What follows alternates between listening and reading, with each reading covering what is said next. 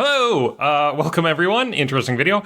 Today we are going to be doing a deep dive into the rules, mechanics, and history of D&D 4th edition. Just to give my background again, D&D 4e was kind of the first edition of D&D that I played. I played it for about a year when it first came out, and so I kind of have a bit of a soft spot for it. I also trash talk it a lot. I can do both. I'm a multitasker. The first time I ever ran a game of D&D, it was in 4E, and it involved the players trying to go into the sewers and rescue a child who was grabbed by an Otyugh. And our very feminine elf got grabbed and dragged into the muck, and all the other players were trying to rescue her without getting too much covered in kind of the mud and grime. So once again, we're going to do deep dive on the mechanics around 4E, and we'll try to make a character, and I'll talk a little bit about the history. So one of the main challenges that we have when talking about 4E is that when it was first developed, you kind of have these completely different mechanics that were designed that were given sort of an older name. Or sometimes you have same mechanic that was changed to have a new name. And some of the terms get flipped around. There's different in this one. You have multiclassing, saving throws, defenses, and ritual spells mean different things in this edition, and different mechanics around them. And I'm going to try and point them out as we go along. Before I get into character creation, I'm actually going to start with the combat section a little bit, because you kind of have to have a little bit of a background on how combat works before you can make a dude, just to figure out how the powers and different abilities and stuff like that interact. We're going to be talking a little bit about sort of focusing on some of the main changes that were done between, 3.5, 4E, and 5E. Attacks of opportunity work more similarly to how they work in 3.5, where it's when you move through a threatened square without shifting. So in 5E, they let you kind of run laps around them without provoking, but in 4E, it's a lot more if there's any movement whatsoever. The three things that provoked was leaving a threatened square, area of attacks, or ranged attacks. 4E also, in terms of movement, got rid of diagonal movement, being difficult terrain, which I think is good change. I really like it. They also invented short rests, which here are 5 minutes, and where you could recover your encounter powers and spend healing surges. I'll explain what those are in a little bit later. Defenses. So what happens is you have 4 defenses: armor class, fortitude, reflex, and willpower. An attack would target one of these defenses. While that might sound very different between 5e and 3.5, from a math standpoint, it's effectively kind of the same. The only difference now is that the attacker is the one who rolls the attack and not the defender who rolls the save. But while it's mostly the same mechanically, one of the benefits of doing it this way is the fact that because the spellcasters are rolling to hit, they can kind of have the same benefits that the martial casters have. So you could have this kind of controller type character who has some sort of ability that gives the next attack roll a +3 to hit. You could have a wizard who has some kind of effect, and that counts. That's considered an attack roll, so they're going to be getting that benefit. So if those are the defenses, what's a saving throw? Like, how are they used in 4E? And one of the things that 4E did get some kind of undue flack for was around saving throws. What are they? Well, they created a new mechanic, which were kind of like these sort of state-based checks. Let's say that your character was targeted by attack that gets hit, and suddenly they're on fire now. If it had a property called Save Ends, and you would be rolling a saving throw at the end of each of your turns to see if the effect persisted. So that's kind of what caused some of the confusion. When 4E had initially come out, was people would read the rules and they'd be like, oh my god, they butchered saving throws, and having to explain like, no, like they came up with a new mechanic, they called it by an old name, and then they decided to use both of those mechanics. But what's now like even more confusing is we now have 3 different versions, with 5e kind of combining both the 3.5 and the 4e version, where they have both a save against the effect and also a save against persistent effects, whereas in both of them it's just one or the other. Then we're going to be moving on to combat advantage, which was also another important mechanic. If you had combat advantage, that meant that you had a +2 on attack rolls, and usually just got it from flanking an enemy. Lots of other stuff would grant combat advantage. You can see here, balancing, blinded, climbed, dazed, so on. Then we are going to be talking about the action system. So in 3.5, you kind of have the standard and the move action. And in 4E, you have 3 actions: standard, move, and minor. Standard action can be used for attacking. Move is used for moving, standing, jumping, etc. Minor action is used for minor things like pulling something out of a bag. The unique thing that you could do in 4E, which you can't do in 5E, was that you can substitute actions down to a lesser effect, but not up. So you could trade a standard action down to a move and a move down to a minor, but you couldn't adjust them upward. You can't trade a minor action up to a standard action to try and take 3 attacks. I think that this version of action system is probably my favorite. I mean, it let you be flexible, but without being too broken. Now, the question you probably have is, why did they change it from minor action to bonus action? Well, from what I heard, what they found out is that players as they played tended to view their actions as a resource. Which they were, but there would be some kind of big feels bad moment if they were ever not spending their move or minor in combat every turn. So in order to avoid that, in 5e, they made these things called bonus actions. And instead of it being like you have this resource, supposedly the ability itself gives you the bonus action, right? So you can't waste a bonus action because you don't have it, right? Well, that's not the way the players see it. Action points, pretty simple. You gain 1 action point per long rest, and you can spend an action point to take an extra action, and you can't use them while surprised. And you can only spend 1 per encounter. Then we're going to move over to the advancement table. There's a few things that I want to point out to you. The first is that everyone kind of follows these same advancement rules. And so it tells you exactly how many at-will, encounter, and daily powers everyone is going to have.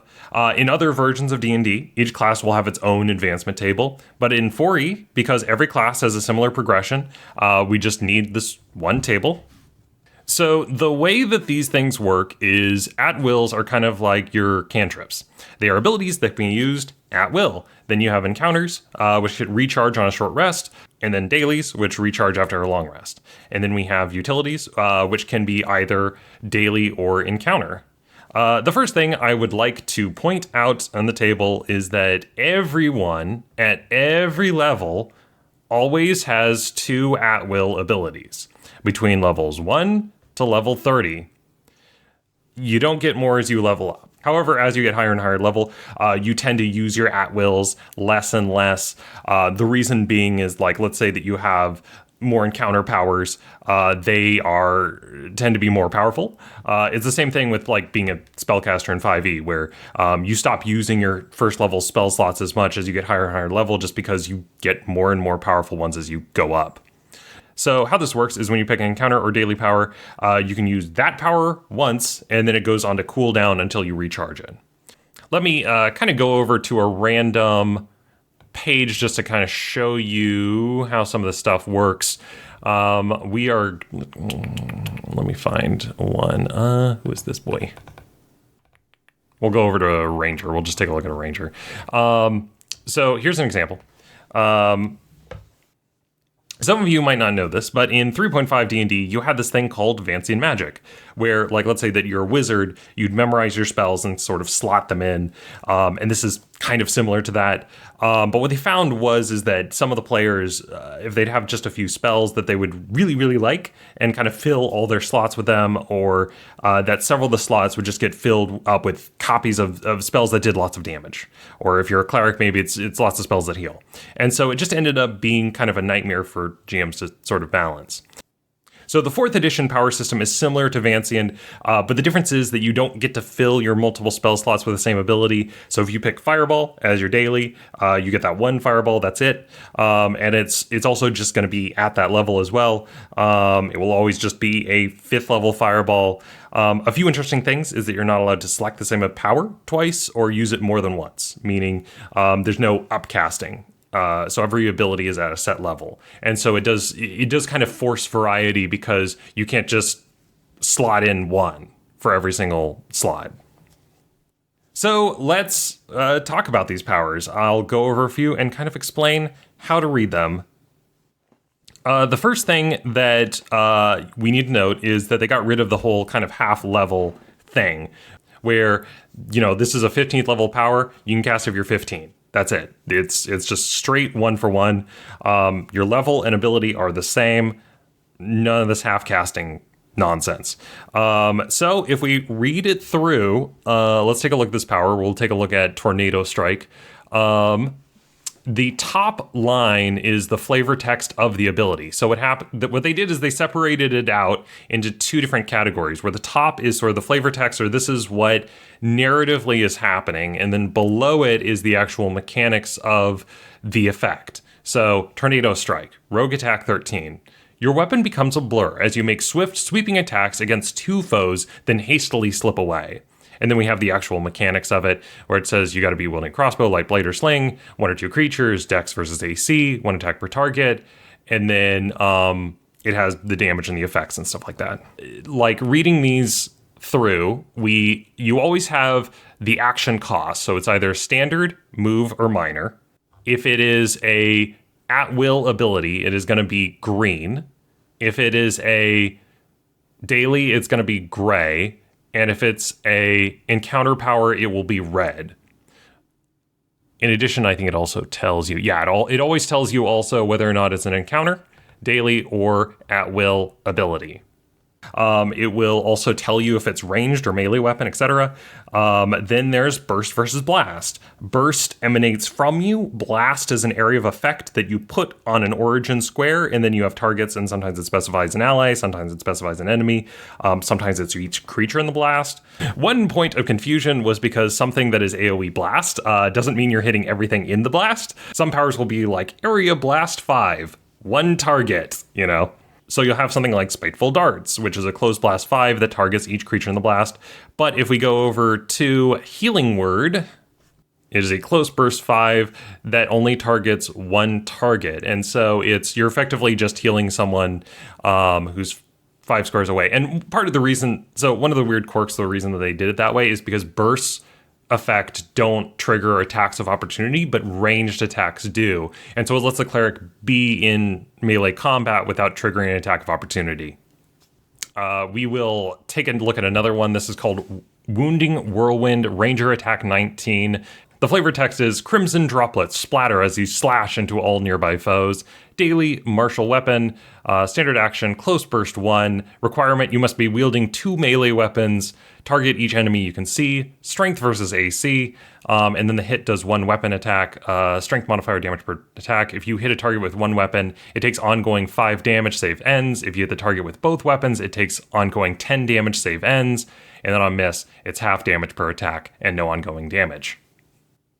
That should be pretty straightforward. Then we are going to take a look at the keywords.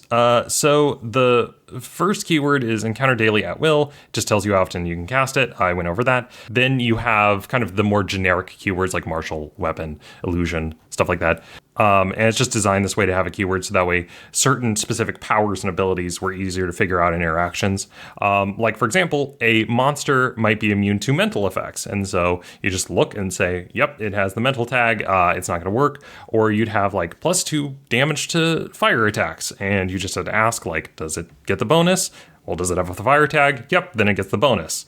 But there were a few that tripped us over because most of these don't generically have mechanics tied to it, but some do. One was the reliable tag. A reliable power means that if a target passes the save, you don't expend the ability. And that's hugely powerful. You only burn the ability when it hits. And these abilities were pretty rare. Tended to be on characters that had kind of a single target debuffs. I think their reasoning was like they wanted debuffs to feel powerful, and if you missed one, it kind of felt sort of bad. But I did find some, mainly on the fighter. If we come over here to the fighter, we can see the comeback strike. Yeah, fighter attack 1 is reliable. A timely strike against a hated foe invigorates you, giving you the strength and resolve to fight on. It's going to deal 2 weapon plus strength modifier damage, and you can spend a healing surge. And once again, has reliable, so you can miss, and then you don't expend the power.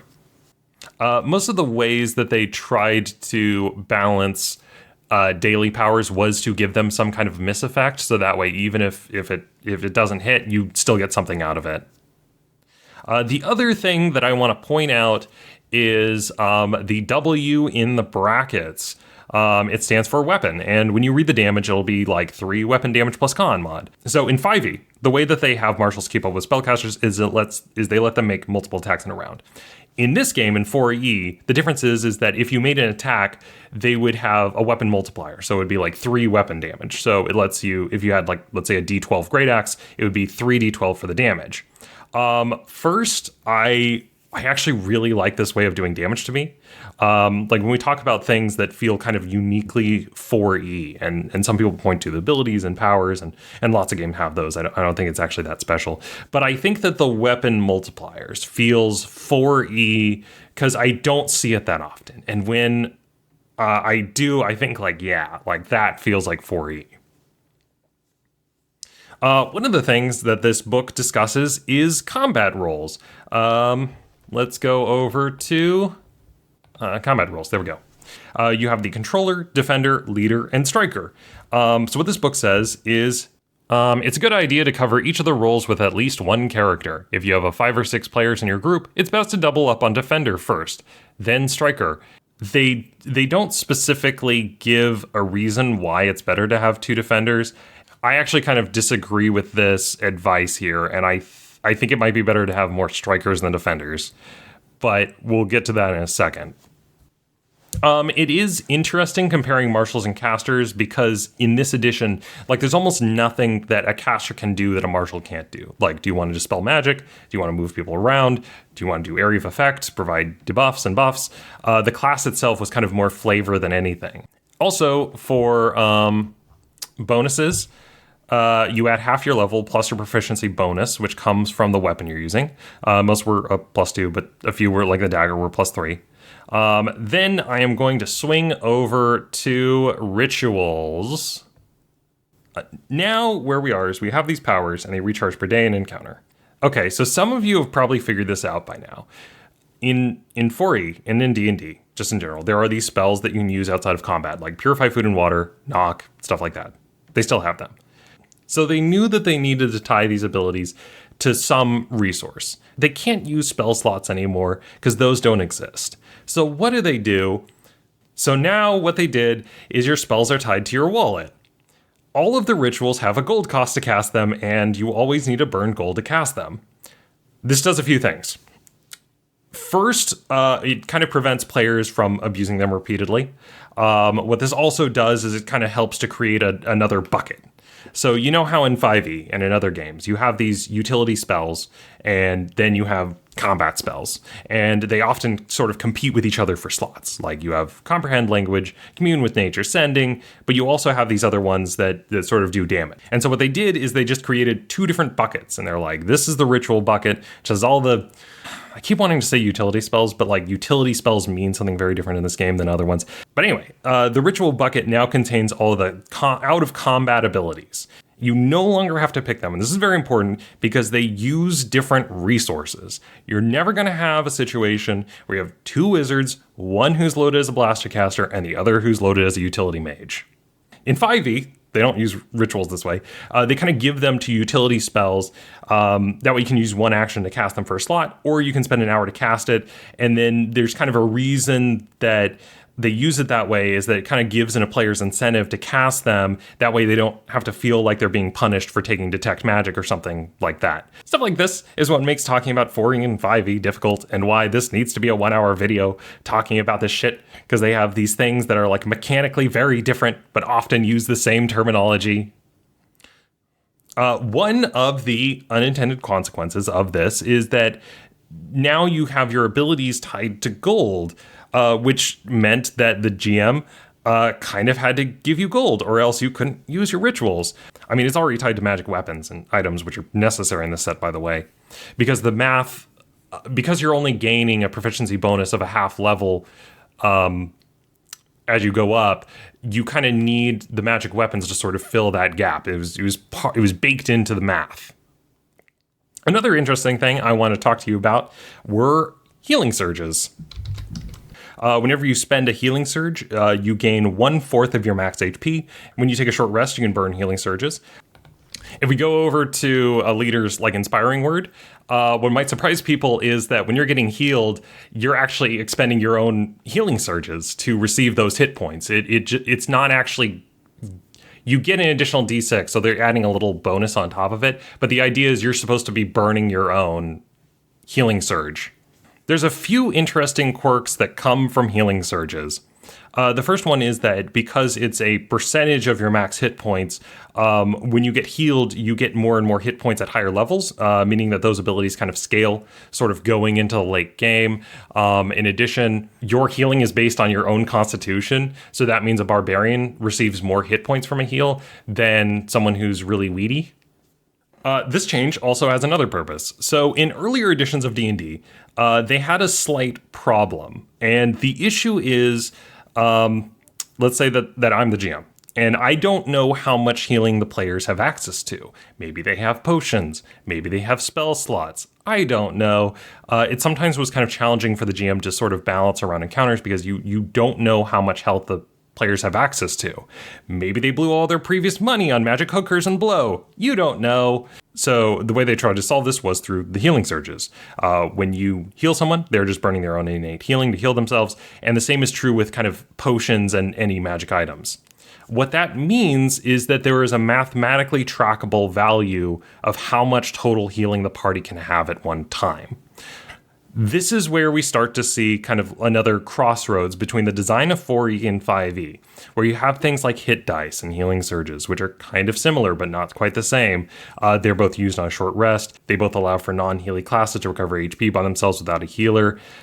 But in 5E, you can use potions, and they go over, you don't need to burn your own healing surges. Same with like a healing word.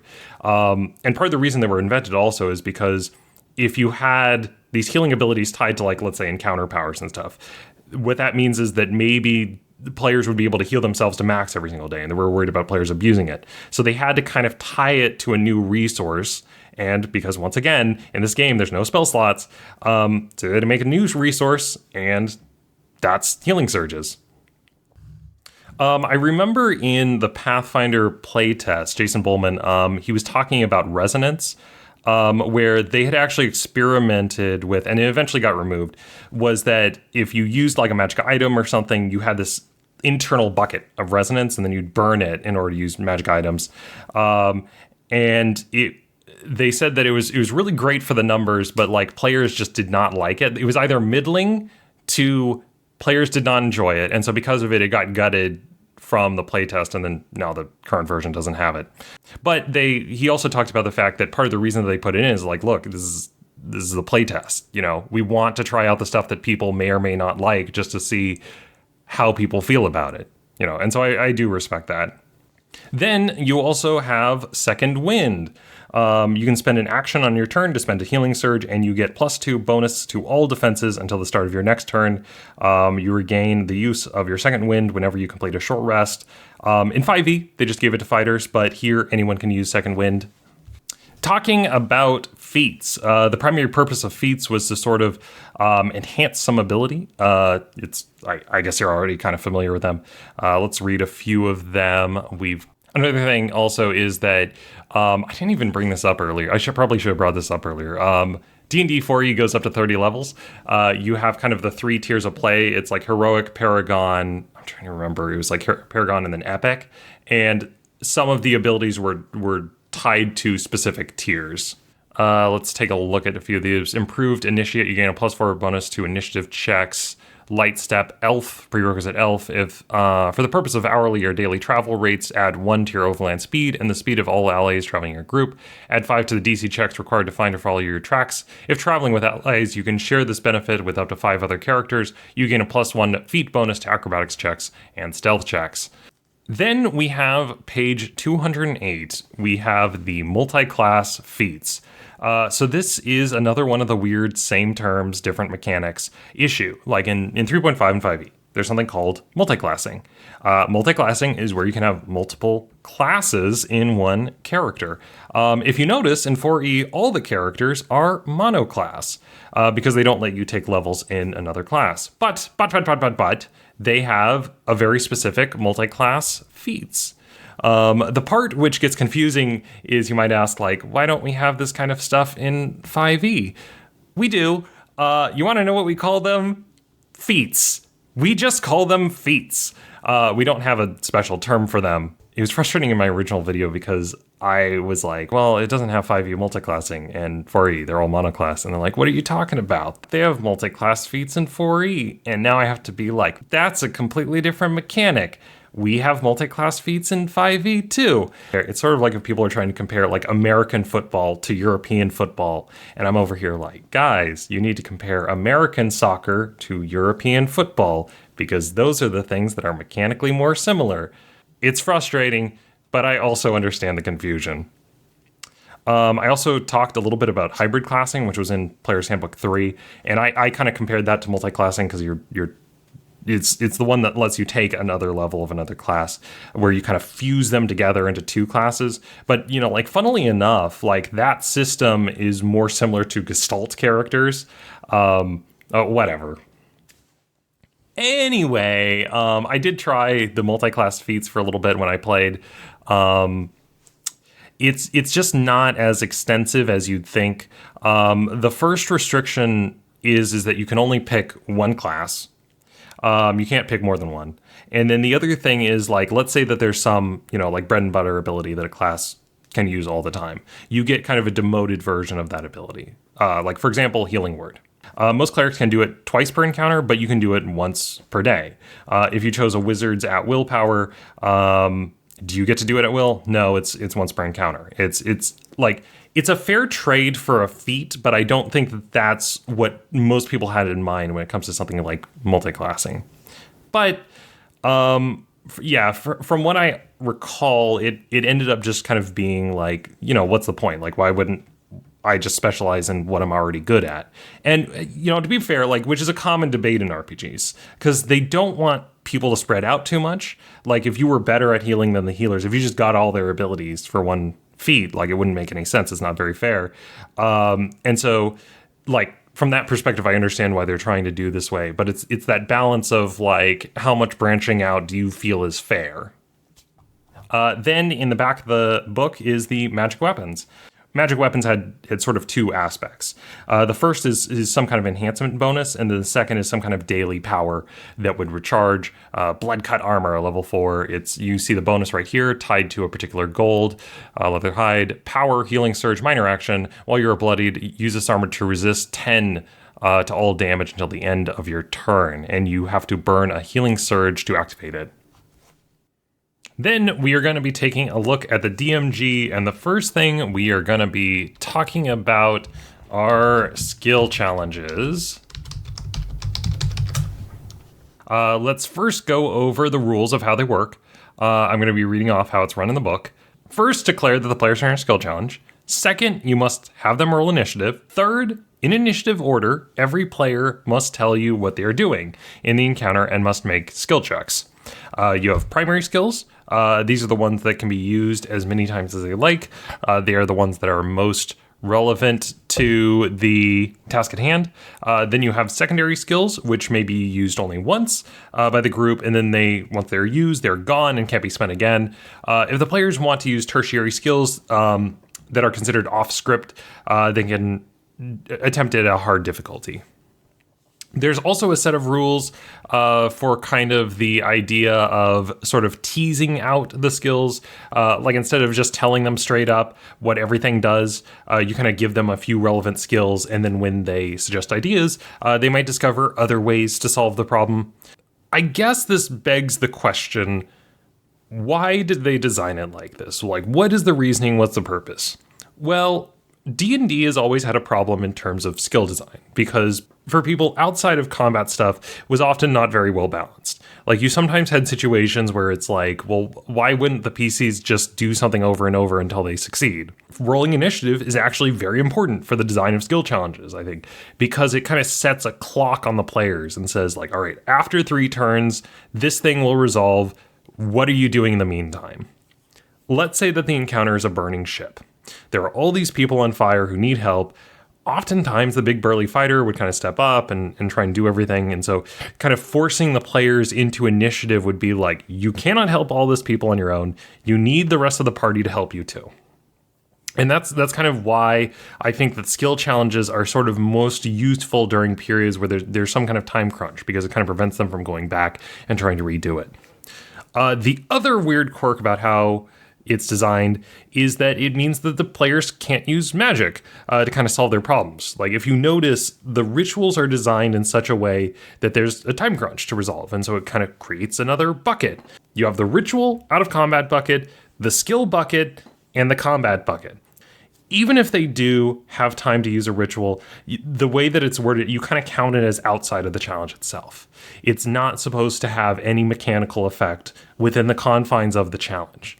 And I think that you could homebrew magic to being an integral part of the skill challenges, but I think that it like undermines the integrity of what they were trying to build here and the purpose behind that design.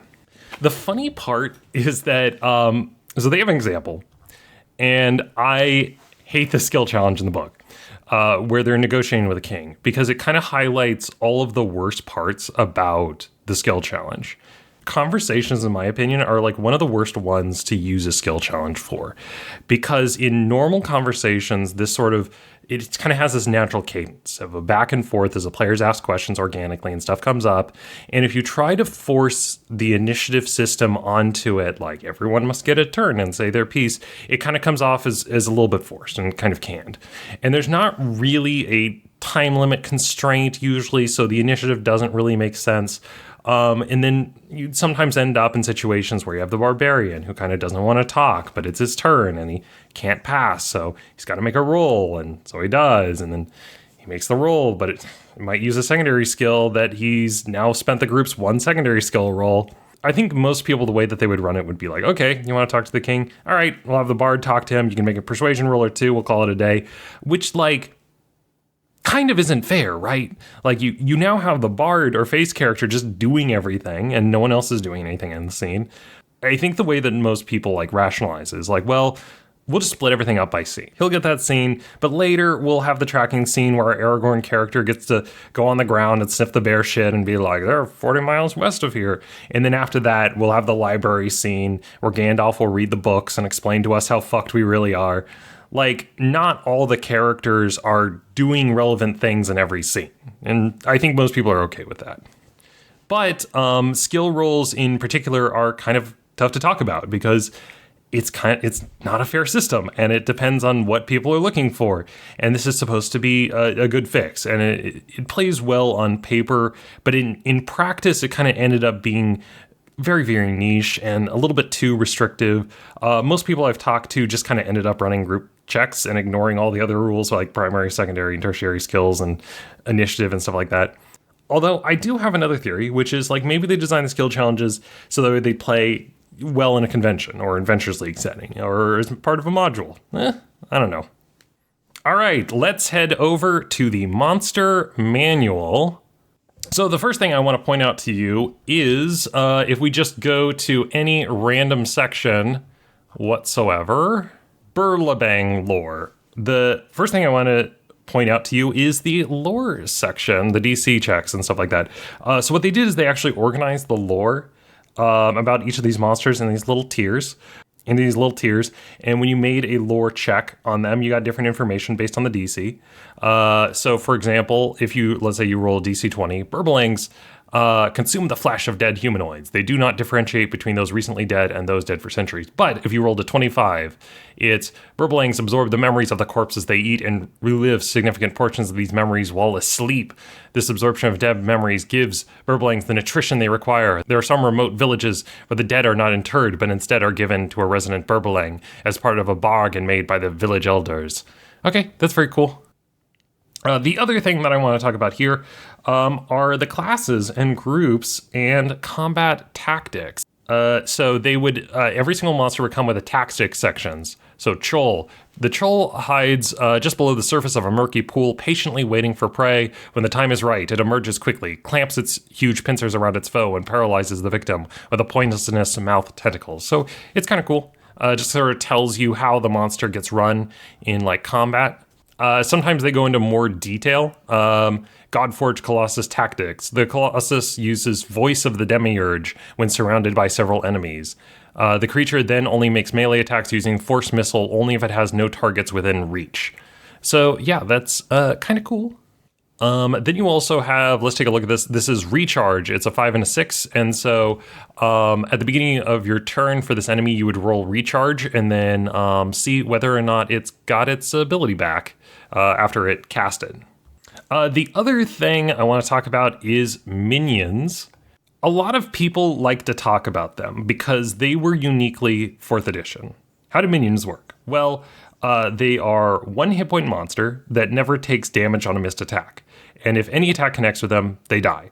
I think that because of the uniqueness of minions mechanically, they came to be associated with kind of the identity of 4E. But 4E also made a lot of new monster types. You have artillery, brute, controller, lurker, skirmisher, and soldier.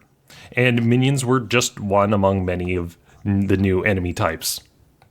Also, in the monster manual, they publish these things called recommended encounter groups. Like, for example, level 18 encounter, 2 Bodak Reavers, 1 Cambion Hellfire Magus, and then 2 Slaughter Whites.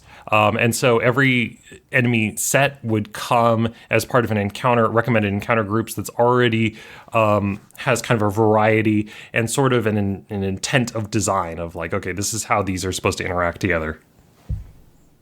4E fights mainly revolved around fighting a mixture of monster rules, where you would have artillery types in the back line or skirmishers dashing in and out of melee, and controllers trying to hex the party.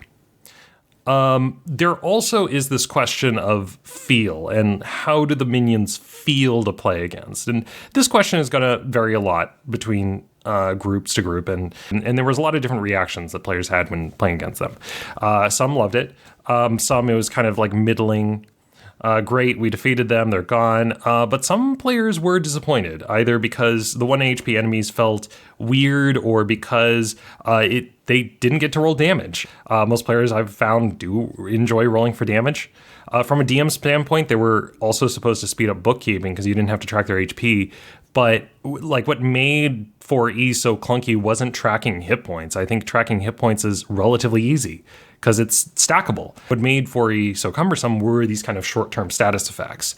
So I don't think using a lot of minions actually made anything like easier to run. I've even heard some, let me find a minion. There we go. Okay. Ogre Thug, level 11 minion, 1 HP, blah, blah, blah, and those are the stats. I've heard some people suggest that we needed to be running more minions, but it sort of went against the design and intent of 4E to use all these minions. Like if you notice, like there's no encounters where you just fight against a horde of minions.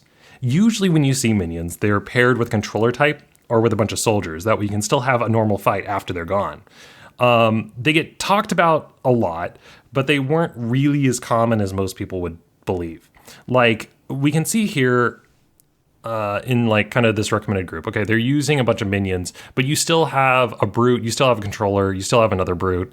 I'd say about maybe 1 out of every 3 fights they use minions, and even then it's not many at a time. Sometimes you'd see a big mob with a controller. That was relatively rare. So finally, after all this background, we're going to get into character creation. The way I'm going to do it is I'm going to roll some dice, which I was very surprised to see is actually one of the methods used to generate the character, get some random stats, and try to make a character from those numbers. However, it does mention that if your stats are below 4 or above 8, you should probably re-roll. So that's what I'm going to do. So the numbers coming out here, 15 strength, that's a +2, 10 dexterity, +0, 15 constitution, +2, 10 intelligence, +0, 14 wisdom, +2, 13 charisma, +1, for a total bonus of +7. So since the total bonus is a +7, that means we will keep it. It's a little high for my taste, but it's within range, so we'll use them. The question is, what character do we want? We have high... I'm not going to be moving them around. So we have high strength, high con, high wisdom, okay charisma, and no dex and int. So Claire, so cleric is a good pick. It uses wisdom, strength, and charisma. Fighter is strength, dex, and wisdom. Paladin works. The ranger uses strength and dex, maybe. Rogue doesn't work. It uses dex. Warlock, probably not. Uses charisma. And warlord, probably not. Uses int. And wizard is a no. So I think I will be where we go over here. I've decided I will be a paladin. Funnily enough, cleric is probably the best for this class, but I played Solomon for what felt like ever, so I wanted to try out another class. So for races, I will pick one with high charisma bonus since I need that, and I think, yeah, all right. So Dragonborn +2 strength, +2 charisma. Yeah, I think I'm going to go with the Dragonborn because it's perfect because it gives a bonus to strength and charisma. Normally I wouldn't munchkin like this, but I'm trying not to bend the rules of the system too much with a weird build. And I rolled for the stats first before deciding. Let's take a look at the Dragonborn. They're going to have a speed of 6 squares, vision normal, size medium, skill bonuses +2, history +2, intimidate, when you're bloodied, dragon fury, you get +1 to racial bonus. Also, when you're bloodied, so bloodied is below half hit points. Gain healing surge is equal to 1/2 hit points plus your con mod. Okay. You can use your dragon breath. Okay. The dragon breath, once again, we will see it is a close blast 3. And so it's a 3x3 cube that is next to me. And once it's they're trying to get rid of circles, triangles, any of those other weird shapes. And so because of it, once again, that's why this is just a square. It's a 3x3 square that's somewhere next to you. And it targets all creatures in the blast. Strength +2, blah, blah, blah, any of those stats. And then it does a d6 plus con mod. They don't have cones in this edition, so it's just a 3x3 square. You don't have to need to worry about the whole half in, half out business. Sorry, so I copied this stuff down. I'll just copy these as well. And then my +1 fortitude reflex, okay. And then my con score, which my constitution score is a +2. So I'm just gonna say 2. Okay, and then con mod, healing surges per day is plus con mod, so that's 2. Train skills, I am going to be selecting from the list, diplomacy, heal, and intimidates. Okay, cool. We will be a scary boy. I do really like diplomacy, because I like talking. I like heal, because I like being kind of the meta character. And then I'll try, I don't normally pick it, but I'll try intimidate to be spoopy. And then for class features, we have Channel Divinity, Divine Challenger, Lay on Hands. Okay, so we will keep rolling down, and we're going to take a look at the Paladin class features. Channel Divinity. Once per encounter, you can invoke divine power, filling yourself with the might of your patron deity. Regardless of how many different uses for your Channel Divinity you know, you can only use one such ability per encounter. The special ability or power you invoke works just like your other powers. So, it's 3 class features, blah, blah, blah. Let's see, do I get both of them or do I have to pick one, I think? Yeah, it looks like I get both of these abilities. So I have Divine Metal and then Divine Strength. So Channel Divinity, Divine Metal, Close Burst 10, 1 creature in the burst. So I don't take attacks of opportunity from it. It's 1 target. The target makes a saving throw with a bonus equal to your charisma mod. So what this effect does is, and it's a minor action, I can spend a minor action to give them a reroll, and then I give a bonus to that reroll equal to my charisma. It's effectively letting them make 1 additional saving throw against some kind of persistent effect with a bonus. Then there's Channel Divinity, Divine Strength. You petition your deity for the divine strength to lay low your enemies. Encounter another minor action. Apply your strength mod as extra damage on your next attack roll this turn. So once per encounter, you can either give someone a reroll, or you can add your strength mod to your next attack. So I will just grab these two abilities. These are my channel divinity. I'll just put them right here. There we go. Okay, cool. We're going to take a look at Divine Challenge, but before I look at that, I need to give you a little bit more background still. You have these roles that are broken up: Striker, Defender, Leader, and Controller. Each of these groups, the Controller's a little bit weird, but each of the other ones has a particular hallmark abilities. And these hallmark abilities are shared between each of the different classes within that specific role. And for Defender, it was Mark. Every single Defender, every single one had a Mark ability. And every single Mark ability had certain similarities, certain ways that they worked that they were the same, status effect wise. But each one had a little quirk for each class with how their specific Mark operated. If you're looking at like Strikers, their hallmark was some kind of damage amplification ability. You had Rogues that could sneak attack. You had Monks that had a Flurry of Blows ability. You had Rangers that had a Hunter's Mark. And then going to Leaders, all of them had some kind of heal minor action ability. You had Inspiring Word. You had Healing Word. I'm trying to remember. I think it was like Insightful Word. It was something word was each of them. Going back to Paladin, he's a Defender, so because of that, he has Marking. What Marking did is that it was a status effect that you would place on an enemy, and then it would give them a -2 penalty to attack anyone other than you. In addition, a lot of your powers and abilities would trigger off of that mark and say things like, oh, well, your marked target suffers a penalty, or stacking additional triggers, etc. But notably, Defenders had another issue that they had to contend with, namely their own party. Because their abilities were not stackable. Well, it wasn't even that they weren't stackable. They literally countered each other. If we read here, it says, and it's kind of a reminder, a creature can be subject to only one mark at a time. So if we read at the top, it says, you mark the target. The target remains marked until you use this power again against another target, or if you fail to engage the target. A creature, this is reminder text, so this happens to every single mark. A creature can be subject to only one mark at a time. A new mark supersedes a mark that was already in place, which meant that my Defender abilities would dispel another player's mark abilities. It was almost kind of like a static interference. We see it a little bit in other games. Like if I blind the target and you go and you blind the target, there's no point in me casting blindness as well because it already has the same status effect. But because here it was such a major part of the class, you really had to be careful both when making the character and in fighting, because you could really heck over your team. And I know why they did it this way, is because they wanted to have the players make kind of a well-rounded party, and they didn't want to reward players that they fucked up and had two players play the same role. It was designed to only synergize with members of a different role, not members of the same role.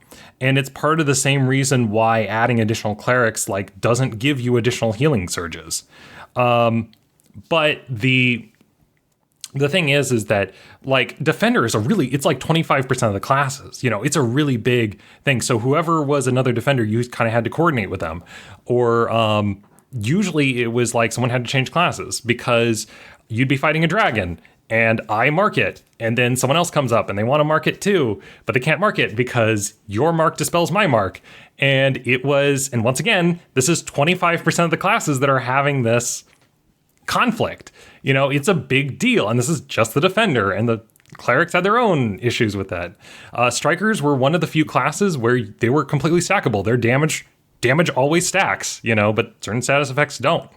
But anyway, here is a Paladin. He is a Defender, so he has the ability to mark. So he has Divine Challenge, and each mark has its own quirk, and this one, they take radiant damage if they don't attack me, and in addition, I have to attack it or end my turn adjacent to the target every single turn, or else my mark goes away. So I will copy these two here. Then we have Layer on Hands, where it lets me burn one of my healing surges to give another character hit points. Most of the healing in D&D just allows a character to spend their own healing surge. This is one of the few exceptions, but notably, it can only be used a number of times equal to your Wisdom mod. Then we're going to go, these are the at-will powers. So now I'm going to have to make a decision. So first to note is that 2 of them are charisma based, and then 2 of them are strength based. And the interesting thing also is that these 2 charisma ones, they still use a melee weapon. So even it doesn't matter like what weapon you're using. You could be like swinging a sword upside someone's head, and it's like, okay, that's charisma because it's your class uses charisma because the damage is going through a power. Going through them, bolstering strike gives you temp HP. Enfeebling strike gives the target a -2 penalty to attack rolls. Holy strike gives you bonus radiant damage, and valiant strike gives you a bonus to hit if there's enemies near you. Okay. So now I need to pick 2 of these. I think I will go with Holy Strike and Enfeebling Strike. So I can do some extra damage if we need it, and then apply a debuff if we need that. Then we'll move on to encounter powers. They are all versus AC. There's 4 of them. Fearsome Smite is target takes a penalty to attack rolls. Piercing Smite, it's you mark everyone in an area. Radiant Smite adds additional radiant damage. And then Shielding Smite is it gives an ally an AC bonus. I think I'm leaning towards Piercing Smite because Radiant Smite seems a little too basic, and Shielding Smite probably doesn't come up like that often just because you have to anticipate that there's an attack coming up and go, oh no, I need to protect them. But it's if it's really bad, the penalty, like the enemy can just target someone else. So yeah, I think I am going to take Piercing Smite. I think marking a ton of enemies at once seems kind of cool. And then we get 1 daily power. There are 3 listed. First one is called On Pain of Death. You invoke a prayer that racks your foe with terrible pain and causes further pain whenever he makes an attack. So this one does, 3d8 plus charisma damage. And then whenever it makes an attack, it receives a d8 damage. And then it has a save ends. That means that at the end of each of its turns, it's going to try and roll. And once again, in 4E, you don't use your stats for save effects. Those are just, it's literally just a 50-50 roll of 1 through 10, nothing happens, 11 through 20, you save. And then there are certain things that modify it, certain abilities that can give you a bonus or penalty. And then half damage once per round, the target makes a D4. So they get a demoted version of that penalty. Paladin's Judgment, standard action, 1 creature, blah, blah, blah, and it deals 3 weapon plus strength modifier damage, and 1 ally within 5 squares of you can spend a healing surge. So you hit someone, and then someone else can spend a healing surge, and on a miss, they just get the healing surge. And then Radiant Delirium, ranged 5, 1 creature, charisma versus reflex, 3d8 plus charisma modifier radiant damage, and the target is dazed until the end of your next turn. In addition, the target takes a -2 penalty to AC, half damage, and the target is dazed. So it's always going to daze. So, and also, what is daze? Daze means that you only get 1 action per turn. So you get the standard, move, or minor. You have to lose 2 of them. I remember it was always kind of punishing when you had to spend, like, I'm the healer and I get hit. It's like, oh crap, I need to heal someone, but I got to give up my, standard and move for that. I think that I'm leaning towards On Pain of Death. That one sounds fun. I like inflicting that status effect on them. That sounds real cool. So I will take it. And yeah, this is the loadout for my character right now. He has 2 Channel Divinities. He has a Divine Challenge that can mark people. He has a Lay on Hands that he can heal people with. He has an Enfeebling Strike and a Holy Strike. He has a Piercing Smite, which marks everyone around the target. And then On Pain of Death, where he can hit someone, and then they will take damage every single turn if they're continuing to attack. Then I will pick a feat.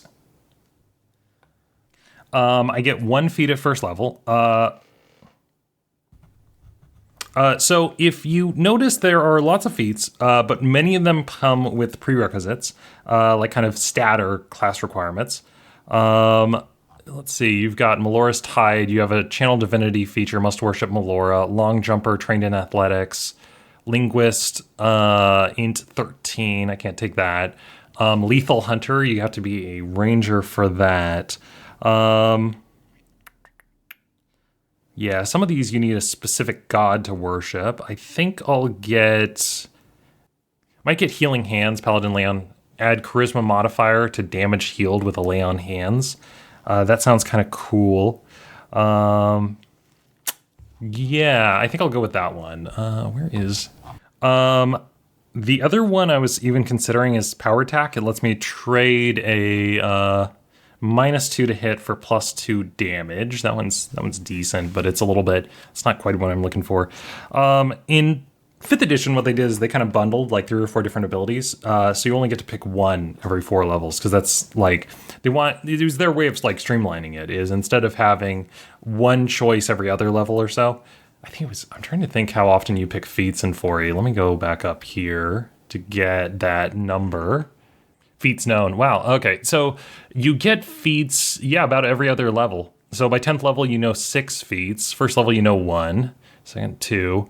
20th level, you know 12. Yeah. So they're very generous with the number of feats that you get.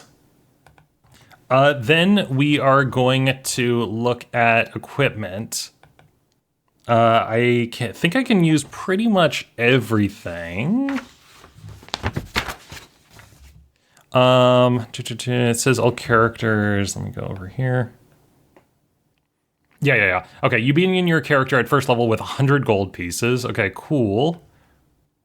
I will get plates, armor. I have a -2 check penalty to all strength, dex, and con skill checks. My speed is reduced by 1, so it goes down to 5. And then my skill checks go down by 2. Not initiative, attack rolls, and defenses. Okay. Weapons. I am going to get I'll get a military weapons. I will get a 2-handed weapon. I want to go simple. I'll get a great axe. And it has this property called high crit, and what high crit means is whenever I crit with this weapon, I get an additional weapon damage dice. Now for gear, I'm just going to keep it simple. I'm going to take the standard adventurer's kit. It's going to be this right here. Backpack, bedroll, flint, steel pouch, all that good stuff. So once again, I started with 100, so 50, and then this is 30, so that's 80 minus, so 80, and then plus 15. That leaves me with 5 gold pieces GP as I finish up, and that's basically it. Character's done. I guess the question now is, would I want to play this character? Kinda. Like he's kind of cool. I think he's interesting. I'm kind of on the fence.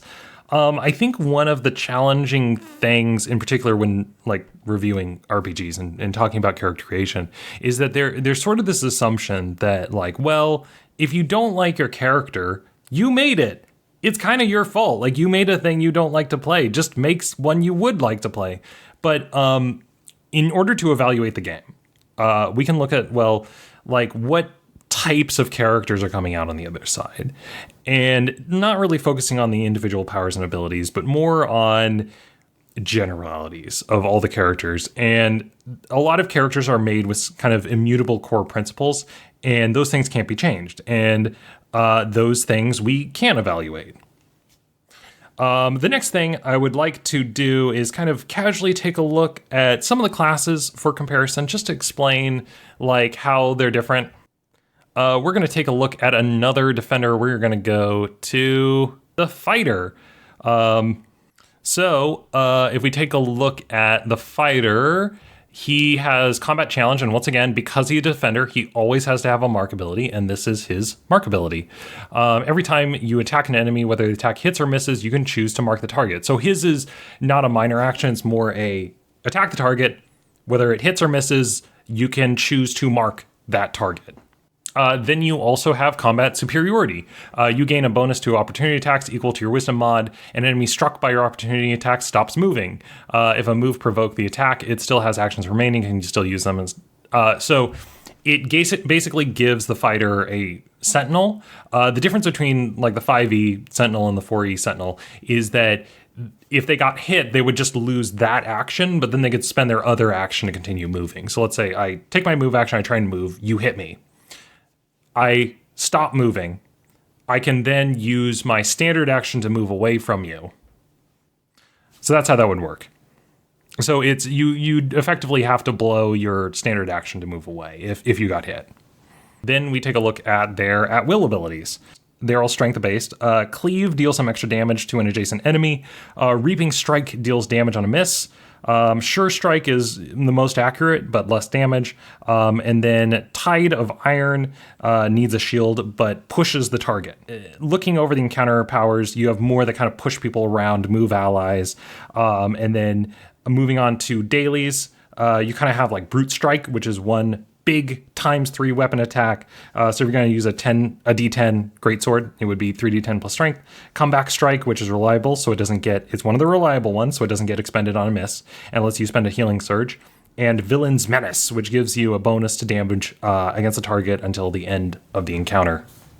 The next one we're going to take a look at is the Rogue, because he's a striker and has some kind of damage amplification ability. His thing is Sneak Attack. It lets them deal an extra 2d6 at heroic levels. While the Ranger, it's Hunter's Mark. Probably the most unique loadout, if we're going to take a look at that, is the Wizard, because he's the controller. So he's kind of the most flexible of the characters. Also, Warlock, I think, is Striker. So because Warlock is a Striker, he has... I'm trying to think what is the ability called. It's the... Warlock's Curse. There we go. He can deal extra damage based on Warlock's Curse. Okay. The most unique loadout is the Wizard. While he can pick out will powers that deal damage, he starts with 4 cantrips, which are Ghost Sound, Light, Mage Hand, and Prestidigitation. He's the only one who has these kind of out-of-combat abilities, so he's a little bit of an odd duck among the rest. The other spellcasters, like the Cleric and the Warlock, don't come with any out-of-combat cantrips. One of the things that might surprise people about the Wizard is that he's a controller. So because of that, his main role is to kind of put zones down and do ongoing damage, inflict status effects, and do kind of AoE blasts. But in this game, like the AoE blasts have been tuned down a lot. And I understand why. It's because since you're hitting multiple enemies at once, the idea is that it's more fair to do less damage, which I think... makes sense. Like, I've played a Fireball Wizard in D&D, and I know that shit's broken. I remember in 5e, they actually talked about how, like, mechanically the Fireball's damage could be reduced from 8d6 to 6d6 and would still be very powerful. It'd still be on curve and everything. But, like, that's not how people want the Fireball to work. Like, they want to hurl it into the room and everyone to fall over dead. And, if you want that experience in the game, in 4e, you're going to be disappointed. And so, hopefully, you guys have an idea for how not just a character works in 4E, but a team where you have a 4-person party made up of a leader, a defender, a striker, and a controller. Where at the beginning of the campaign, all the players go, okay, who's going to be on what role? And as you guys pick out the correct roles, like there's kind of no way to fuck up. Like after all, you start with the hallmark abilities that synergize with each other, and all the kind of utility stuff like is secondary. You have everything you need, but if the group doesn't coordinate beforehand, you're going to have 2 defenders dispelling each other's marks. You're going to have 2 leaders who are preventing each other from healing. However, we have made our character. I talked about the system.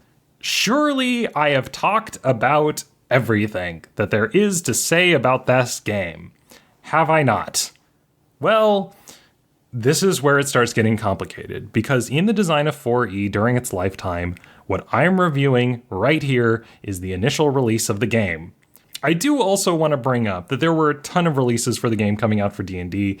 They had Dragon Magazine every month that was releasing new powers and abilities and classes, and the amount of option the players had was just absolutely staggering. I'm just going to try and give a very quick rundown and summary of all the different material that had come out. Okay, hello. So this is Editor Poffin talking here as I'm editing the video, that there was a pretty big section that got removed, and I kind of need to explain a few things. So, in the original video, I was absolutely unhinged, and I said, I'm going to read off every single player supplement that came out and what they added. Not page by page, because that would be ridiculous. I just wanted to say, here's the book, here are the classes they added, and on to the next one. I don't know why I thought that was a good idea, but it ended up being very long, very boring, kind of dry.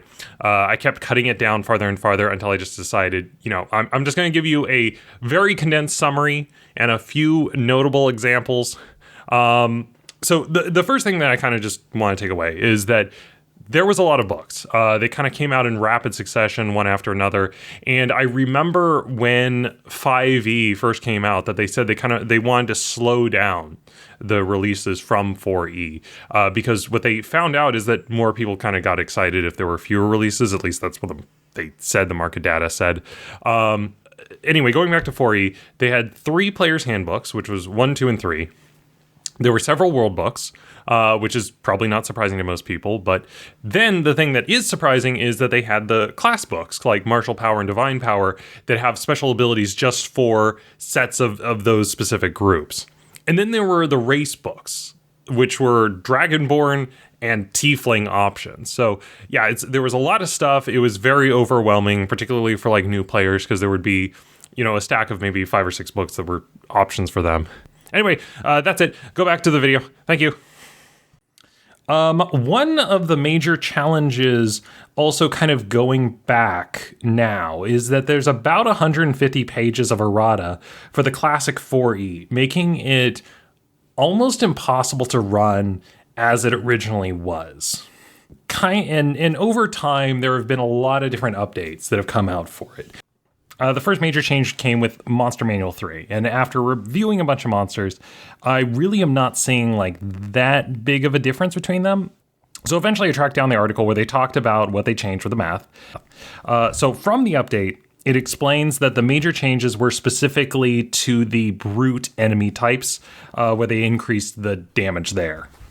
And then here we have coming out the D&D Essentials line. So what is this product line? Why was it released? And I'll let them explain a bit, because I have an interview with Mike Merles talking about the design of the product. So to start off, where is Essentials targeted? Who did you kind of write Essentials for? Who did you build it for? So Essentials really has two target audiences. It started out very much focused on people who would be new to D&D. It's pretty easy to grasp the idea of a spellcaster using a power. If you're a wizard, you're going to cast Fireball, you can think, okay, that's a power, that's a spell, it's a discrete thing that I've learned, and I cast it to throw a Fireball at somebody. It's a little more difficult in terms of martial classes for some new players. Not all. Some people could grok it pretty easily. But for some people, it seems a little strange to think of your attack, swinging your sword as a power, and there's different ways you can swing your sword. A lot of times when I be teaching new players, they just want to, they just say, okay, there's an orc in the room, what do you do? Well, I run up next to him and I attack him. Well, do you use Tide of Iron? Do you use Sly Flourish? What attack do you want to use? Okay, so... Can I just add a little thing? There's another group of people that we think are going to find the Essentials line very appealing, and that's people who used to play D&D back in the day, but aren't currently engaged with the brand because their lifestyles have changed. There are definitely things where, as we've moved along in the game and looked at feedback, where we know, okay, here's this type of mechanic, we're not going to use that kind of mechanic anymore because we know it leads to trouble.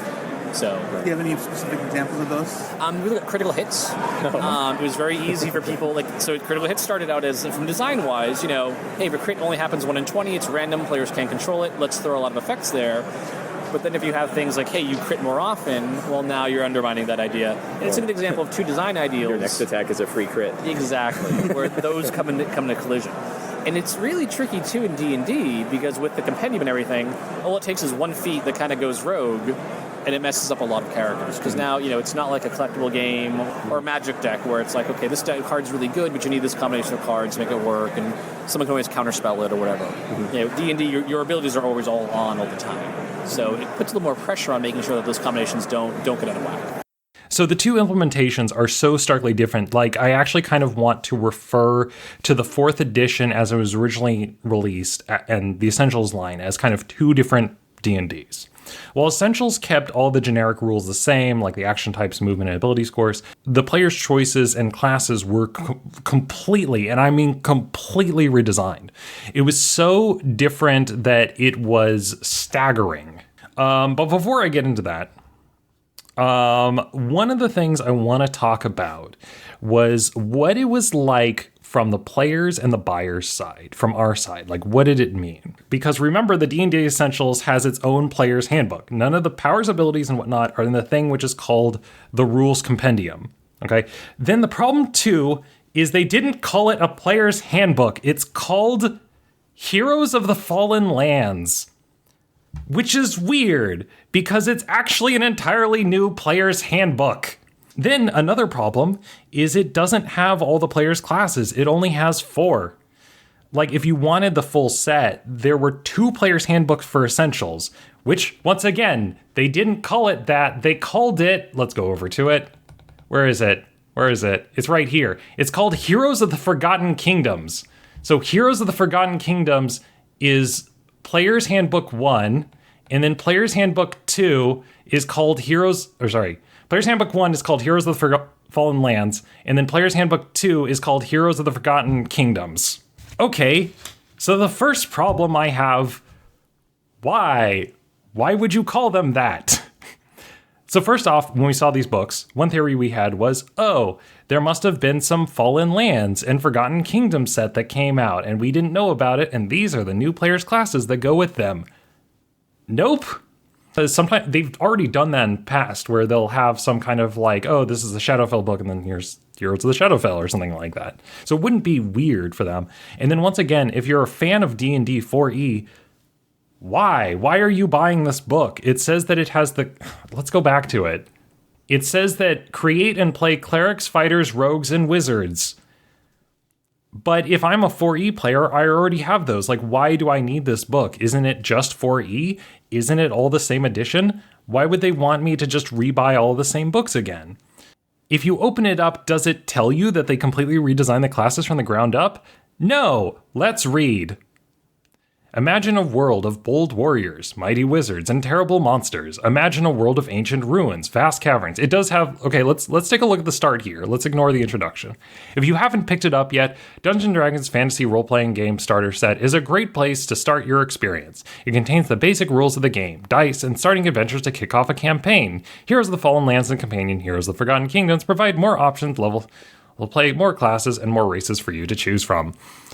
The way that these things are actually supposed to work is you have these characters.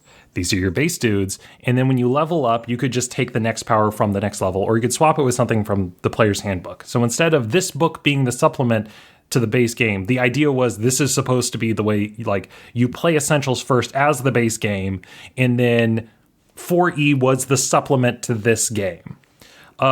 I mean, the only reason that we had these books was at the time we were just compulsively buying any of the new products that came out because we were so eager to get our hands on new stuff that came out. It was like an easy birthday present to be like, hey, you're a D&D nerd. I got you some more D&D stuff. Like 4E fans weren't buying it because it looks like it's just a worse version of their original game. And then non-4E fans weren't buying it because it looks like it's 4E. So let's make a character in the Essentials line. So what character am I going to make? I think I will try to make a rogue. So let's make a character in the Essentials line. So what character am I going to make? I think I will try I'm going to try a rogue. Yeah, the heroic knight. Okay. And then I think I'll make a rogue, and then I'll take a look at the wizard just because I'm curious how they handle it here. So the first thing you might notice that's interesting is they put the races underneath the class listings. So they have you first pick a class, and then there's a little section here which has a set of races, like creating a thief, and then you get into race, elf, halfling. Why would they do that?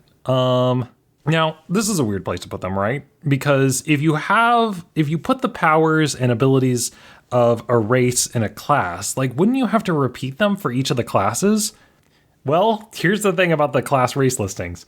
They don't have any mechanics associated with them. What? Do the races have mechanics with them?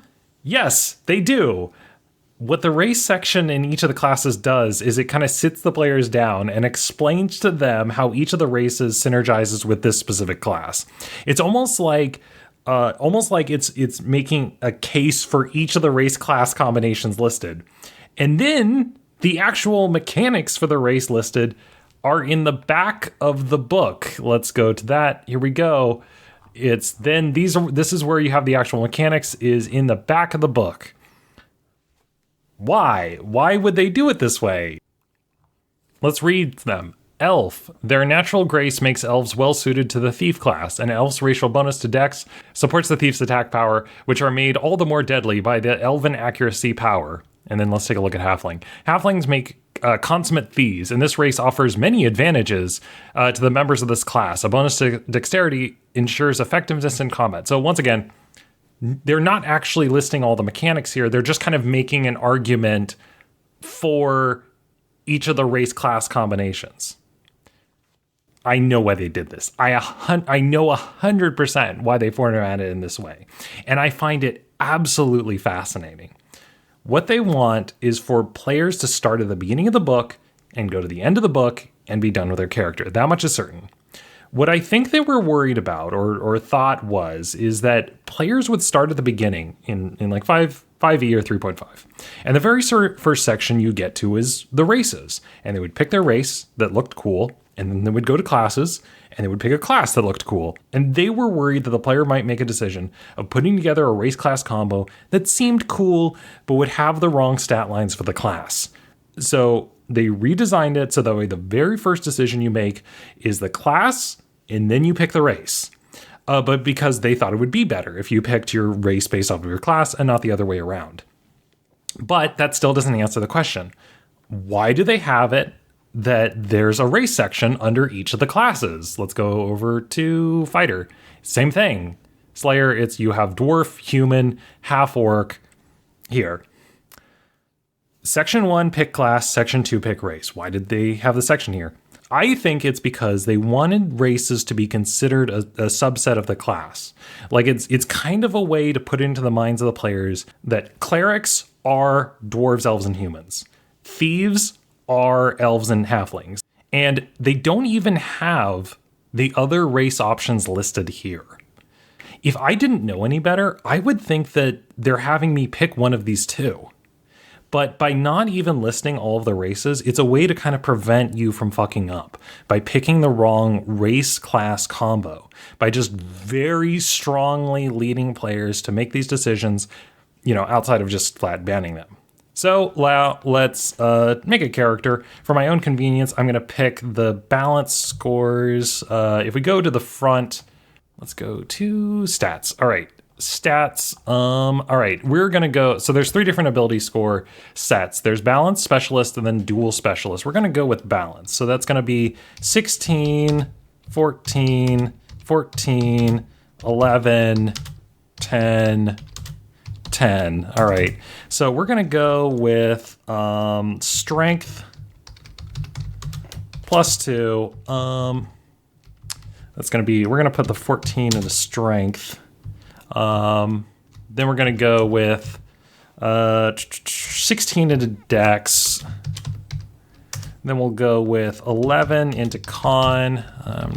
I'll not adjust this right now. Con. Then we have 10 intelligence, and then 10 wisdom, and then 14 charisma. Okay, cool. Yeah, and then for halfling stuff, we're gonna look at that. +2 to Dex, +2 to Con and Charisma. We'll go Charisma. That's gonna put our 16 Charisma +3, and then our Dex goes up to 18. That's gonna be +2. Strength is +2. Con is +0. Int +0. And wisdom is +0. Okay, cool.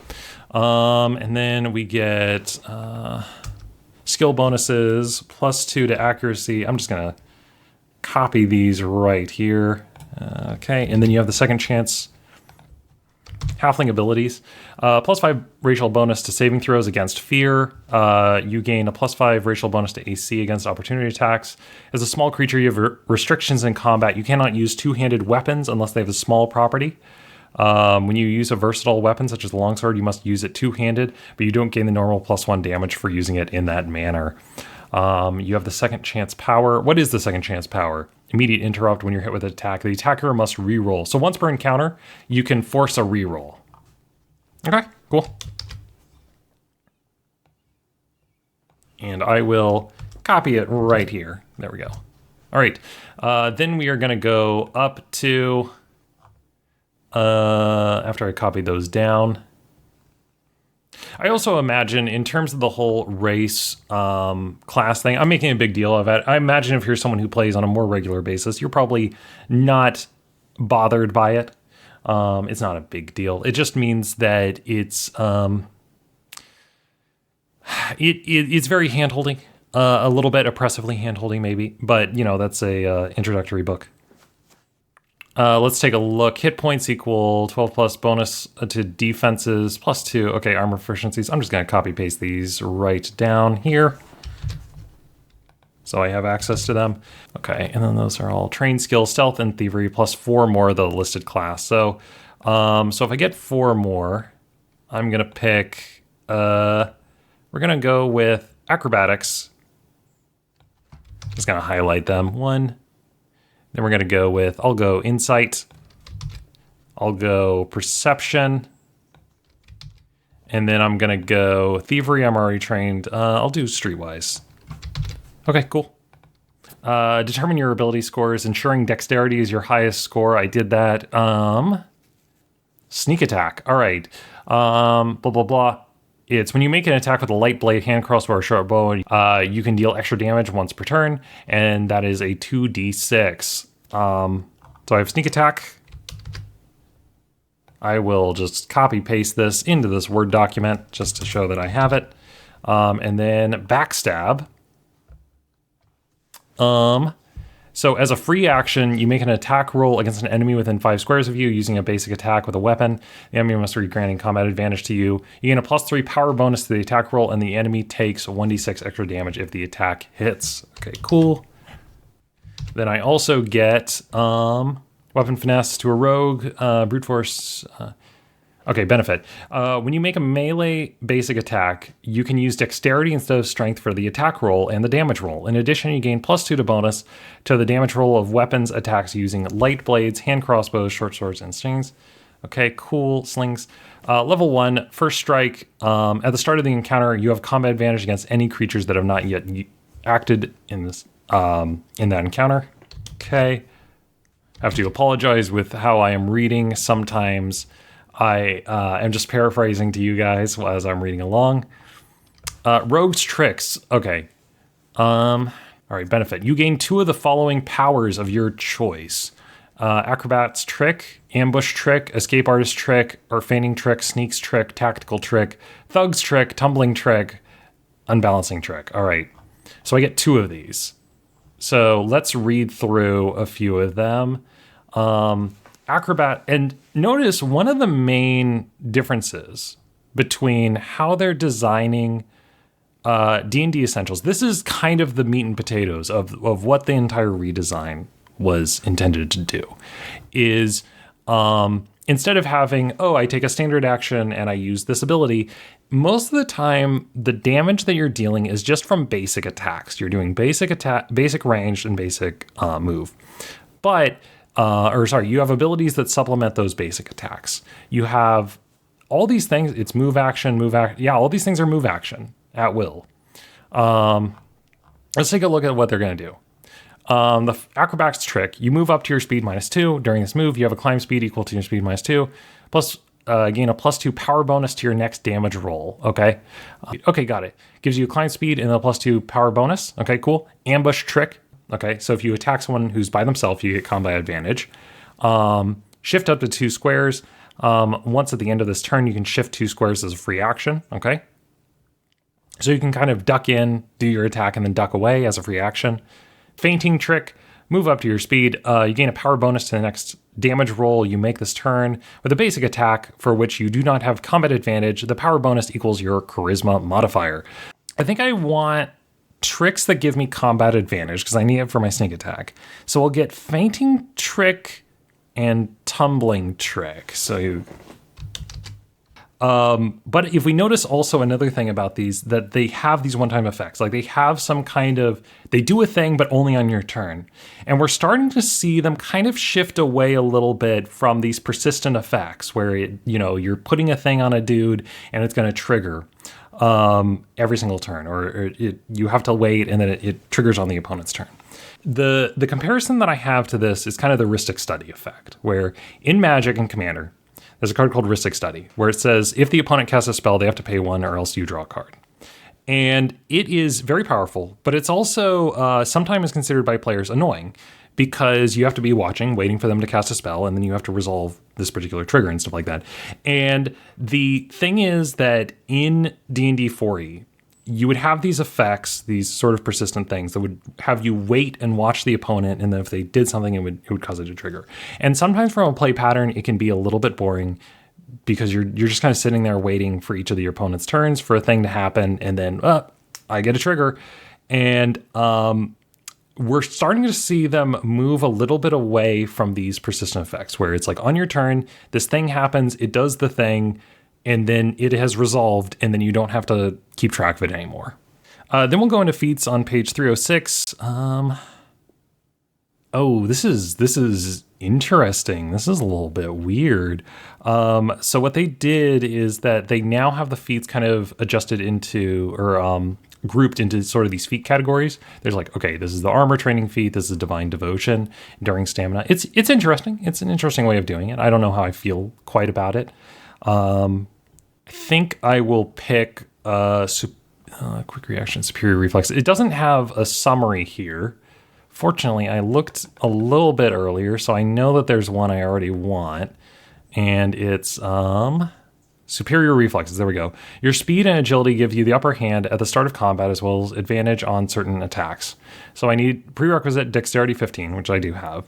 You gain a +2 feat bonus to reflex, and you also gain combat advantage against all enemies during your first turn in an encounter. Okay, cool. I like it.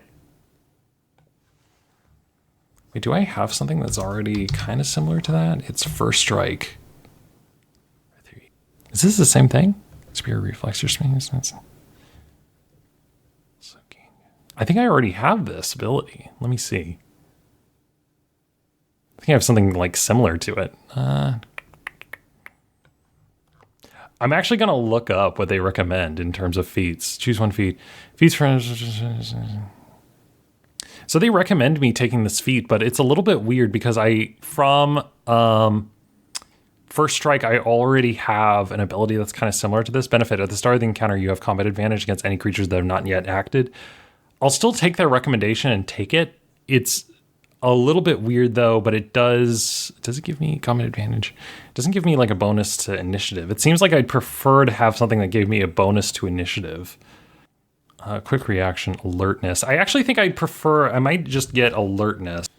Yeah, alertness. You cannot be surprised, +2 feat bonus to perception checks. I think I'll actually just take alertness. Because I already have something that gives me a combat advantage against people who haven't acted yet, and so I just want to not be surprised and then be able to notice people. All right. Then we are going to go on to equipment. So I'm going to start again with 100 gold pieces. For For my armor, I'm going to go very light. I'm going to get the leather armor, which is just like really basic. It gives a +2 to my AC and no other penalties, just so that I can do the sneaky sneak. And then in terms of weapons, I'm actually going to get a sling. I'm going to get like a dagger and a sling. So there we go. Leather armor is... I've spent 27 gold. Then that means that I have 73 left over. And then I'll see if they have like an adventuring pack. Yeah, adventurer's kit is 15. So we're gonna go minus 15. And that's kind of it. Yeah. So that's kind of it in terms of like the making of this particular character. The next thing I want to do is I actually want to look over the fighter, just to kind of show you how it was redesigned. The first thing, which is weird, is that if you go to fighter section and immediately below it says knight. Is this a knight? Is it a fighter? Like, what's going on here? Well, if you recall, there already existed a fighter in 4E, and this book is supposed to be compatible with those books, and they can't just re-release the fighter. They have to call it something else, so they had these subtypes, and so the fighters in here are different from the base book. You have the fighter knight and the fighter slayer. And the fighter in the base handbook is just fighter. It's just basic fighter. We see that's the same with the other classes. If I go to rogue, it's not just rogue, I'm playing rogue thief. If we check out the cleric, it's the cleric war priest. If I go to wizard, it's wizard mage. So they could have just said, hey, this book has the knight, slayer, mage, thief, and war priest. But they didn't want to do that. And at first I was like a little confused, like, am I missing something? Like, why is the fighter the only one who has 2 sections? Like, why would they break it down into these sections of just one? And then I realized that they kind of needed to do it this way for compatibility reasons, because the concept is that you should be able to pick up the wizard mage and then swap out abilities. And so they kind of use it as sort of like a kit system where you can swap any power for any other power as long as it's of the same class. One of the other things I've just figured out, kind of talking about the classes, is there's been something that's been bothering me. Why would they break it down like this into 2 players' handbooks? Heroes of the Fallen Lands and Heroes of the Forgotten Kingdoms. One with half the classes and the next one with the other half, just kind of repeating the same core rules. And because once again, this player's handbook 2 has to have like game overview, making checks, and same is true for the first book. It kind of repeats a lot of the same section. It has the game overview. It has, let's see, the character races, are they the same? They're probably different. Yeah, do they repeat? They have elf, repeat half-elf. So some, yeah, human are repeated, but like, so the races are different, but the basic rules are the same. The making characters are the same. Game overview is the same. It's only the difference between the classes, races, and feats. Both of them evenly split up the types, and so that way they're trying to avoid duplicates. The reason I think is that what they found is that if they had 2 of each role, like they did in the player's handbook, that some players would often double up on roles, sometimes accidentally, where someone makes a druid and another guy plays a cleric, not knowing that they were the same role. And so by splitting up the roles like this into 2 books, they made sure that no matter what book you bought, if you only bought one, you would be creating a well-rounded party with no negative synergies. They, in the past, recommended having, 2 defenders, and so that's why one of them has 2 defenders and the other one has 2 strikers. Druid and cleric are the same role, so that's why they're split up into 2 books. And also, it's probably to split up not to overwhelm new players, like kind of give them a taste of everything with as little redundancy as possible. But I think that this illuminates to me how the designers thought about their game. That new players were not going to have fun if they did anything that was like suboptimal. And they really needed to make sure that the first time that they played, that they were following the characters as closely as they wanted. They wanted to have the optimal builds. They wanted to have the primary stats that were correct. And you really had to go out of your way to fuck up your character.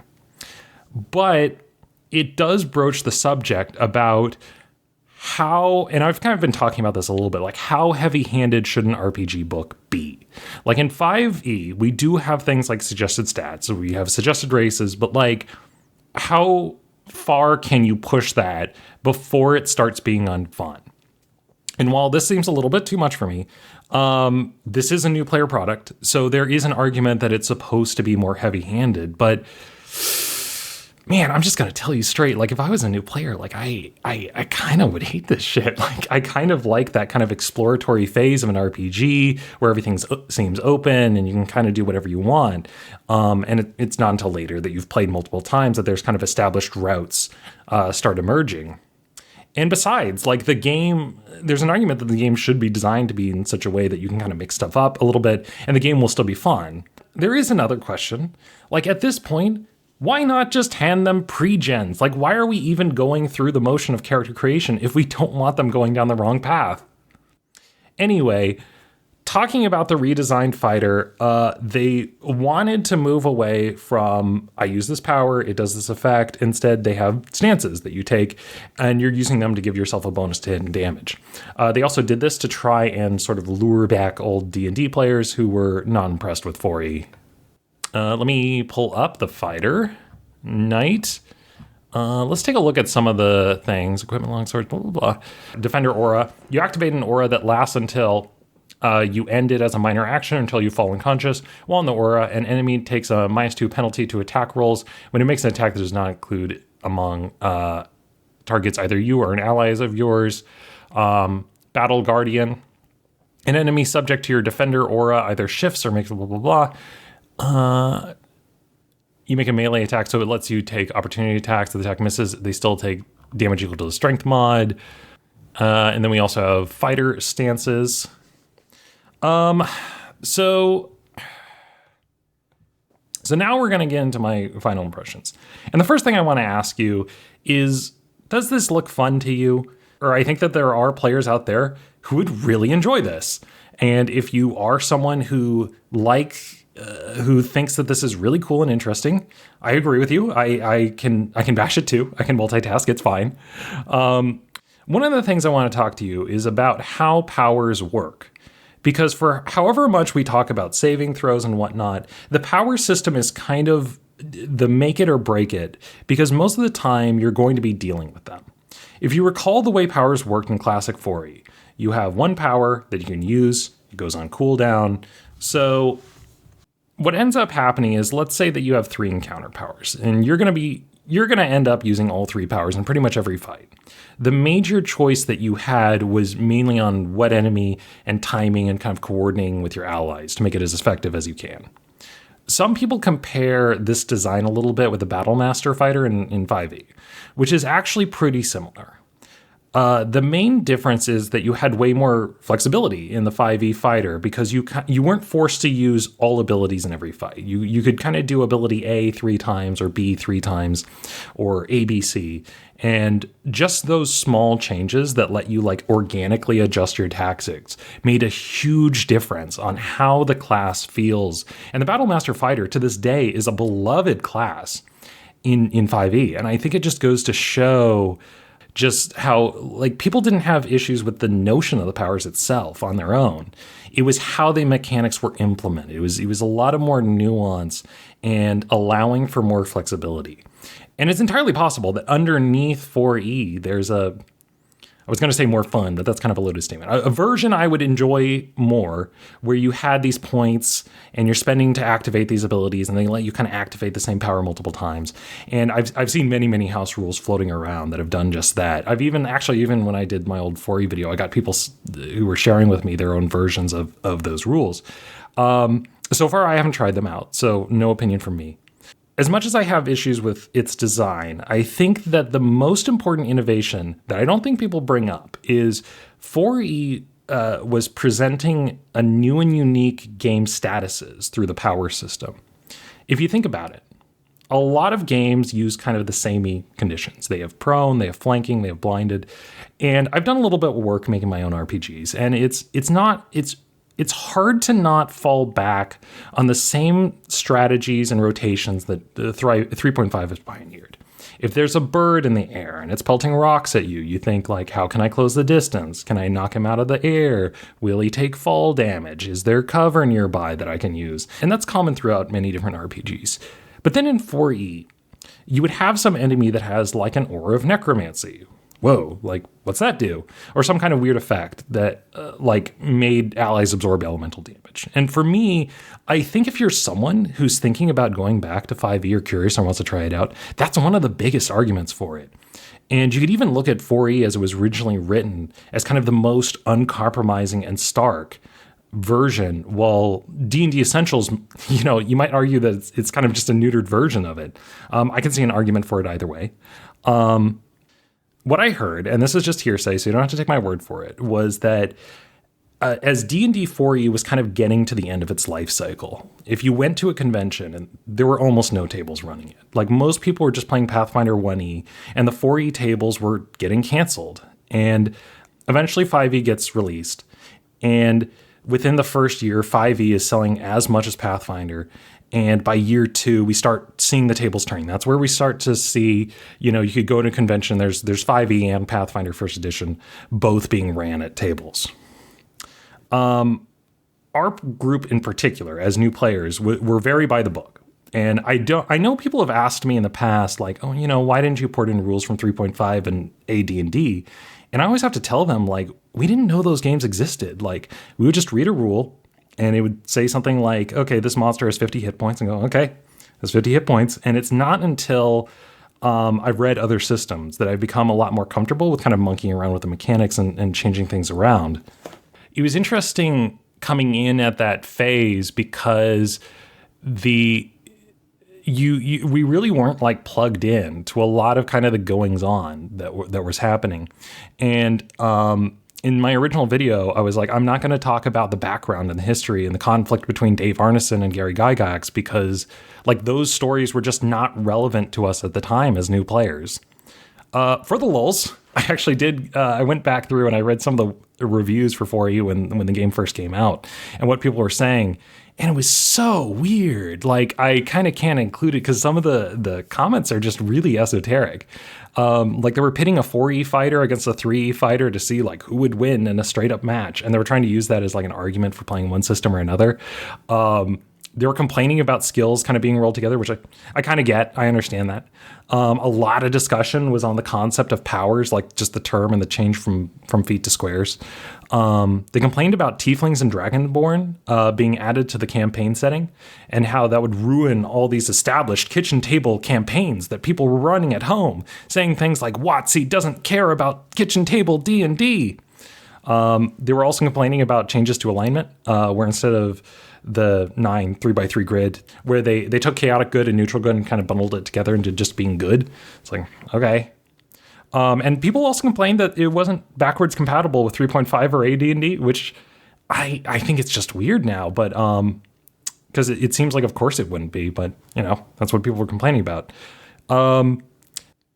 But going through the old reviews, the fact that I think is very relevant is that they did bring up that they got rid of the open gaming license and that there were no online materials for it that weren't behind a paywall. Well, on the other side, you had Pathfinder and the original D&D 3.5, which were still available online for free through the system reference documents. And that probably contributed a lot more than people expected as to why those games were as well played as they were. Like, I remember my group in particular was just astounded by seeing Pathfinder's reference documents and being like, wait, like if I want to make a character, it's just all there, like online. I can just look up everything I need. And it was really easy to get new players into the game because you could just send them a link to all the books online and be like, okay, there you go, make your character. But the funny part is that D&D 4E was the only version of D&D to be on the New York Times bestseller list. And I find that so damning because it shows that everyone rode the hype train into this game. Like, it just did not live up to it. And while not having a system reference documents probably allowed them to sell more hard copies of the books, I think it's part of the reason why it hasn't had any staying power. Like, people nowadays are like, why don't people play old 4E anymore? And it's like, its own company didn't want people to play it. Like, that's what happens when you put shit behind a paywall. While I think that there is an undue hate following for D&D 4E, I think that there are some very legitimate reasons not to like it. Well, surely this is the end of the video, right? I've talked about everything there is to talk about, right? Joke's on you, motherfuckers, because now we're going to talk about 13th Age. The game was designed by Rob Heinze, who worked on 4th edition, and Jonathan Tweet, who had worked on 3rd edition. But you can see a lot of fingerprints on 13th Age design from 4E at will powers, short rests, and minor actions. I don't have a time to make a full report about it now, but there's plenty of new stuff in there. For example, there's escalation die, where all the combatants in the encounter kind of add a bonus to hit equal to the number of rounds in the encounter. So we've been fighting for 3 rounds. Everyone gets a +3 to hit and damage. And then another unique feature of 13th Age is you only get a full heal and recovery after 4 fights, so the recoveries are tied to finishing the missions, not long rests. But it seems pretty neat, very interesting.